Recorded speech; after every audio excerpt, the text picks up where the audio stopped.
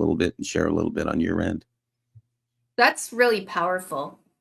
How to identify a leader, the mindset. I think it must be in your DNA.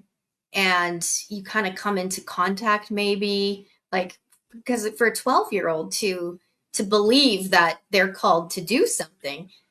I have a 13-year-old, and I was saying, like, she feels she's an adult and can drive, and I cannot untalk her out of this. And I finally said, look, like, if you can find an adult to take you to drive, then fine. Well, not only is she convinced grandpa to take her driving, but she's got them to set aside their car so it'll be waiting for her when she can get her driver's license, and she's ready to go. And I had to step back and say, well, if you can find a way, I have to walk this out. And so I find my parenting now is more around that mindset of having been a child that was told no probably five that most kids are told no 5,000 times before they're the age of 5, and that's just textbook, that's what they Right. say. I was probably told that by the time I was 3 because I have a lot of questions. Where did you But get yours from, Val? Speaking on that, speaking of your daughters, where did you get yours from? Because you're clearly an out of the box leader. Uh, put it diplomatically. yeah, yeah, I don't know, I chatted with my mom the other day. I said to her, wow, like you really did have your hands full, didn't you? And she looked at me and she's like, you have no idea. And I think it's true. You can look at your kids, and so often they embody their parents, don't they? How they behave, how they respond, how they act. I see it all the time, but I'm learning to stand back and say, okay, if you can find a way, do it. And that's just what I'm doing with my kids, because it's so easy to say, no, you can't. Yeah, No, no, no. And I hate hearing no. We hear no yeah, all all the the time. time.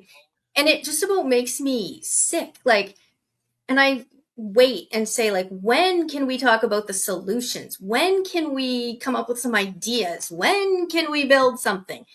And if we don't have people that are builders or capable of being architects and thinking out of the box and thinking of solutions, we're in trouble. So again, it stays small. It starts at home, but I'm really trying to show my kids and tell my kids, don't do this for me. Do this for Right. yourself. Make it happen. And that has changed everything for their self-confidence, also what they know their capabilities. When they make something happen on their own, they are proud. They've earned that. And I spend a lot of time talking about it afterwards, Sure. because that's what it's all about, is letting them own it. And we can't just jump in and save our kids. I'm reading a book by Steve Jobs' daughter, and it's so interesting. It's fascinating.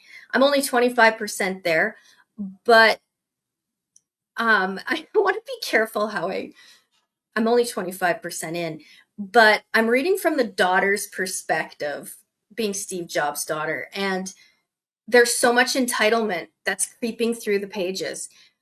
And you can see that he was trying to teach her lessons, and entitlement, attitude, all of that. And when it can get in you as a child, it's hard to get out.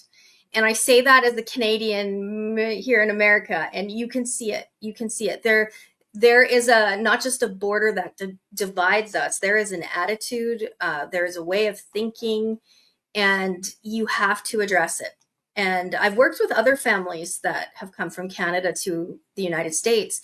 And it's fascinating when you hear a teenager, and maybe I'll have him on the show one of these nights, but he and Great. I talk about that often, how his attitude has changed from when he first arrived to now.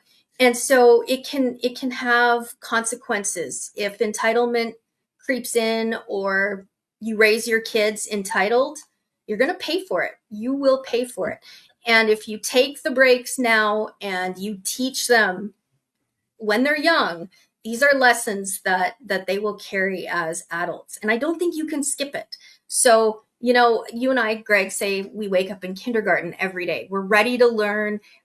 We it's going to be grade 1 soon, but that's the attitude, that's the mindset.